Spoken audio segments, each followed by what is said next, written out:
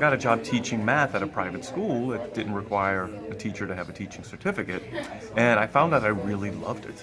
I really enjoyed teaching math. So I did my service in the Air Force. When I got out, I came back, got a teaching certificate, and started teaching. Senior year of high school when I took calculus, and I really enjoyed it. I started teaching it when I lived in Philadelphia, and the math department at the school I was subbing at needed a full-time teacher, so I said, hey, sign me up. I was an undergraduate economics major, and then I enjoyed the theory of mathematics, and one of my mentors in college, he always told me that I'd be a good teacher, so I decided to jump in and start teaching.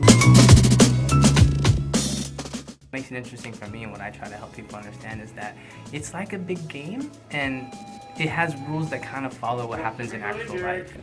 So I really like that in math, while sometimes there's maybe one answer, there's usually a lot of creative ways to get there.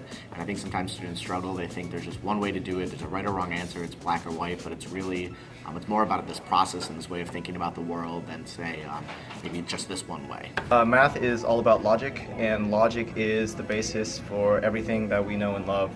And my mind's been blown so many times in calculus, you don't even know, man. Like, why light bends? Yo.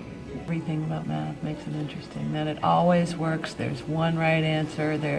Everything in the world is created with math. Math is the law of the universe.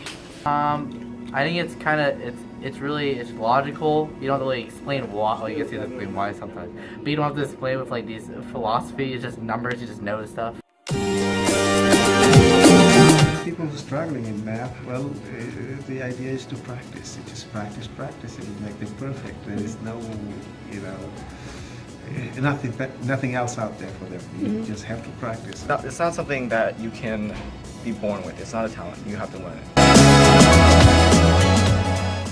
Theta is like a family where you get the gathering place. It's like a gathering place for math lovers everywhere. You know, you don't have to be good at math. We tutor people. Majority of our members get tutored in MAO, but what makes math club so fun, MAO so fun, is that when you're tutoring other people, they get like those mind-blown moments when I tell you about, you know, like it's just great to share the experience, like sharing a YouTube video. I love math. I love helping people. So when I come together, that's Math Lab. It's really fun. You should come.